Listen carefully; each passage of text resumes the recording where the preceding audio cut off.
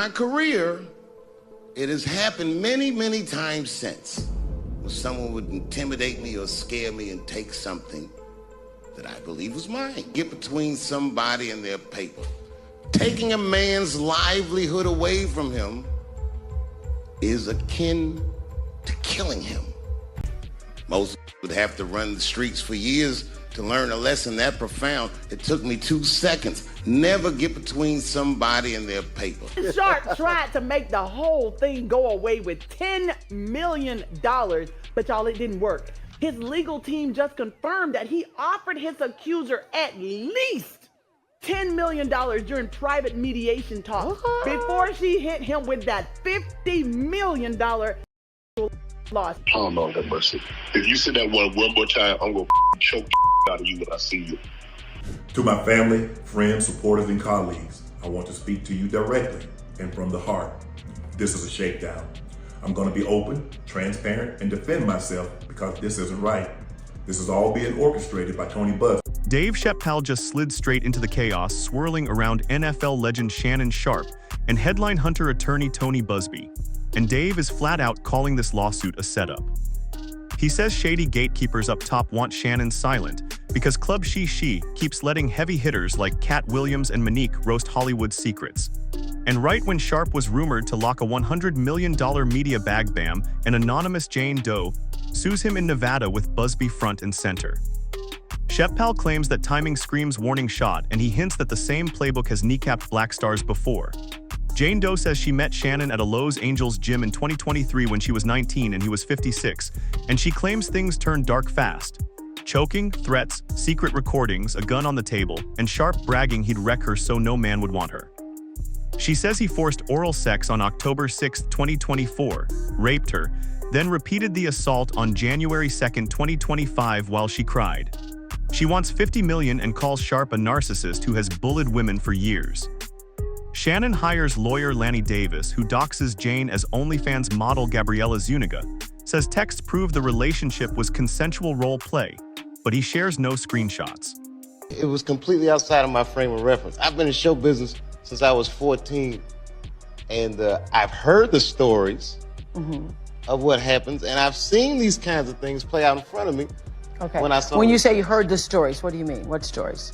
I mean, you see it before. Look, Mariah Carey made a $100 million deal, and 3 months later, she's all of a sudden mysteriously crazy. Or Martin Lawrence punches through, and he's waving a gun on the street screaming, "They're trying to kill me." Yeah, we hear those stories. And it always happens around the time in their career where it seems as though they're crossing over the next plateau. Yeah. Would you say you lost your mind, sort of? No. No. Not exactly. Okay. I wasn't crazy, but it's incredibly stressful. Yeah. And I felt like in a lot of instances, I was deliberately being put through stress. He calls the suit a greedy shakedown packed with lies and edited audio. Shannon posts a cigar room video labeling Busby a clout chaser who targets black men and vows defamation suits. Yet Davis confirms Shannon offered Zuniga $10 million in mediation. Fans side-eye, how can you scream lies and still drop 8 figures to erase the story? Busby claps back on Instagram promising more receipts while Zuniga rejects the cash and goes full court press. Meantime, Dave's insiders claim he warned Shannon after the viral Katt interview that gatekeepers hate truth-tellers running free platforms. Supporters think Sharpe is a target for leveling up too fast. Skeptics think even if charges flop, he's still foul for chasing a teen. Bloggers dig for money trails, TMZ unearths old child support filings, and YouTube pushes every new twist. Networks stall deals, advertisers freeze promos, and Dave reminds folks that independence costs when sponsors bail. Busby loves media chess. He tweets that discovery will be biblical. Meme pages paint Sharpe as the Monopoly man with a hush money card, while Busby dives into coins like a cartoon tycoon. Dave's silence is loud. People remember him fleeing to South Africa after calling Hollywood a machine, so his warning hits deep. The age gap, the OnlyFans angle, and the race optics make easy clickbait. A 56-year-old black star, a white 19-year-old accuser Jane, and a white power lawyer. Every newsroom feasts. Rivals leak strip club pics. TikTok sleuths pick apart bank wires from Sharpe's LLC to a Vegas mailbox tied to Zuniga's cousin. Sharpe's agent calls them consulting fees. Conspiracy forums erupt.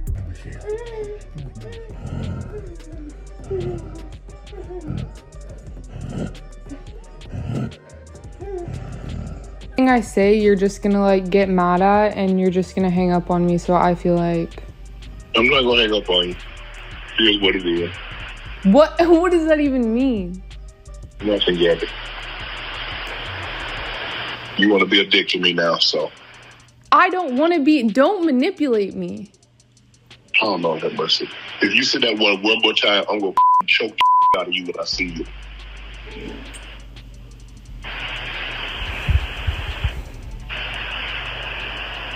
Thank you. Well, I don't want to be choked. Yes, you do. I don't think you have a choice. Sharpe drops a 45-minute monologue reading alleged texts where Zuniga begs for kidnapping fantasy. Critics say it's strategic doxing. Fans say it's solid receipts, 5 million views in a day. A gossip site teases an unreleased clip of Sharpe saying "be quiet" or "I'll squeeze," claiming legal review, while audio nerds study voice levels. Busby hires a forensic lab and posts a single magnifying glass tweet that racks millions of impressions. Public opinion loves drama more than due process. Sharpe yells shakedown to frame the story before a jury sees evidence. Money analysts estimate the legal bleed could cost him $50 million across 2 years, mirroring Doe's demand. Reddit threads tie NFL owners and billionaires to Busby with zero proof, but endless narrative fuel. If Shannon is guilty, he deserves the heat. If he's clean, a legal hit job just warned every creator building outside the system. Court dates loom, leaks fly, and Dave's next punchline could detonate the timeline. Fans on social media split into loud camps. One side rallies behind the hashtag Protect Sharpe, claiming powerful execs use lawsuits to silence outspoken black voices, while the other side spams Believe Jane, asserting women rarely risk everything unless the pain is real. Comment wars burn under every sports blog, each side throwing screenshots, rumors, and old interviews like grenades. On X, a video resurfaces where Sharpe brags about preferring younger women. Critics say that clip foreshadows grooming, while his defenders shrug that consent is legal at 19. Meanwhile, old podcast bits where Sharpe jokes about choke play become viral soundbites, stripped of context, plastered with shock captions to farm clicks. Influencer lawyers hop on live streams breaking down Nevada consent law. Some predict Sharpe might face criminal charges if evidence locks in. Others say civil court odds favor cash settlement. Busby's track record becomes content gold for creators. They recap how he wrangled settlements from oil giants, battled City Hall, and chased NFL quarterback Deshaun Watson for 24 accusers, pointing out he loves cameras almost as much as verdicts. Sharpe stands fire back, highlighting Busby's failed run for Houston mayor, claiming he uses high-profile black defendants to boost ego and line pockets. The back and forth is messy. Into that chaos, Dave Chappelle's legacy as a truth teller looms. Fans quote his stand-up bits about Hollywood handlers manipulating headlines. They recall his Comedy Central fallout and $60 million Netflix comeback, saying Dave knows exactly how elites yank chains. Chappelle stays cryptic, no public statement. But insiders leak that he told friends Sharpe will face a storm because he dared let Katt Williams blast gatekeepers who hide behind shiny awards and Silicon Valley board seats. Katt's viral rant, where he torches fellow comics for selling out, still sits at over 80 million YouTube views and counting. Mainstream outlets ignored its claims, yet executives noticed the numbers. Whispers inside streaming boardrooms suggest they fear more Club Shay Shay episodes, sparking cultural earthquakes. Stifling that momentum with scandal serves corporate comfort.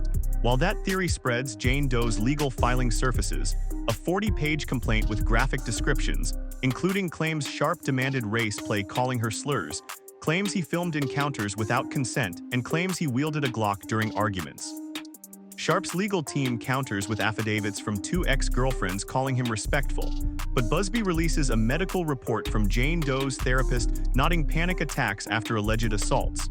Pundits parse each document live on streaming panels. Financial analysts note Sharpe's potential media deal likely hinged on morale clauses, meaning even unproven misconduct can trigger contract voids. Insiders say the partner network already inserted pause language pending legal outcome. Advertisers like big sneaker brands quietly suspend talks for Sharpe endorsement drops scheduled for summer launches. Cost estimate $15 million in lost promotional revenue. Sports talk rivals seize the opportunity. One morning show devotes 15 minutes mocking Sharpe's Henny and cigar persona while praising Busby for fighting for victims. That clip trends, Sharpe fans boycott the network, ratings spikes nonetheless as drama sells. Meanwhile, Sharpe's partner Skip Bayless tweets cryptic lines about loyalty fueling rumors of friction. Beyond the money and memes, the bigger question emerges.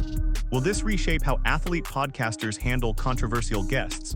Producers whisper about fresh legal vetting steps, fear of retaliation lawsuits, and potential NDAs for guests who name-drop powerful figures. Free speech advocates warn that chilling creators through personal legal strikes erodes new media diversity. Old guard media cheers the chaos, hopping to reel audiences back.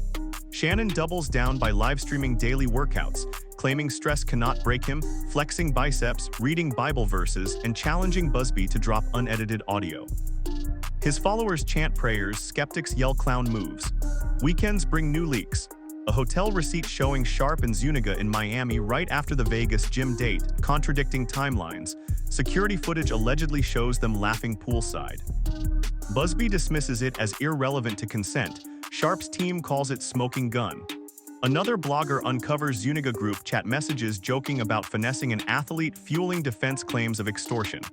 Busby says those texts are deepfakes. Digital forensics experts step in explaining metadata and hash checksums, turning the case into a tech lesson for casual fans. One viral tutorial using cartoon analogies hits 17 million views in 3 days. Civil rights groups track coverage patterns, arguing mainstream outlets call Sharpe outspoken while labeling accusers of non-black celebrities courageous, exposing bias.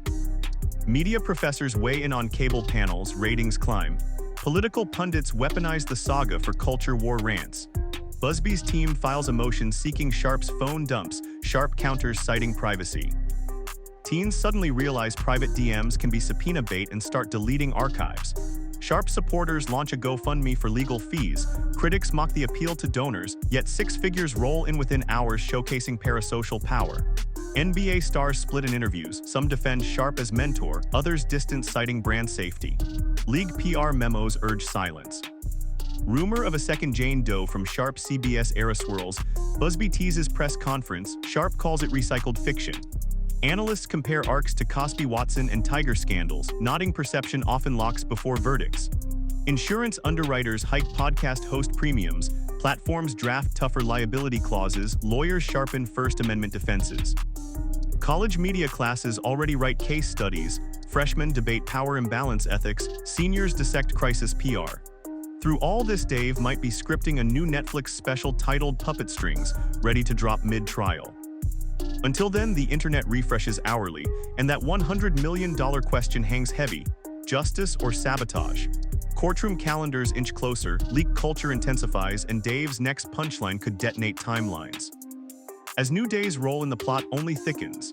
Each sunrise drops another screenshot, affidavit, rumor, or counterpoint, and crowds stream real-world pain like binge drama. Radio hosts laugh that nobody recalls the playoff score because this scandal swallowed every feed. Debate clubs pick sides on consent law versus cancel culture, marketing majors craft crisis slides, and English teachers assign media bias essays. Parents hear teens argue courtroom strategy over dinner. Even gamers pause livestream trash talk to swap hot takes. Meanwhile, Jane's attorney adds new counts of intentional infliction of emotional distress, jacking the demand to $60 million. Sharpe's side says inflation jokes write themselves. Industry mentors advise Sharpe to lay low. He instead uploads a 600-pound deadlift video, caption, "Heavy as nothing. Dave does a secret set in Ohio. Cracks that Busby must have frequent flyer points for filing fees. Crowd laughs." An ex-NFL coach tells a podcast about Sharpe's locker room charisma and says he never saw abusive behavior. Critics note abusers rarely show fangs publicly. A feminist columnist writes that the case highlights power imbalances when young women date rich athletes. Manosphere channels reply.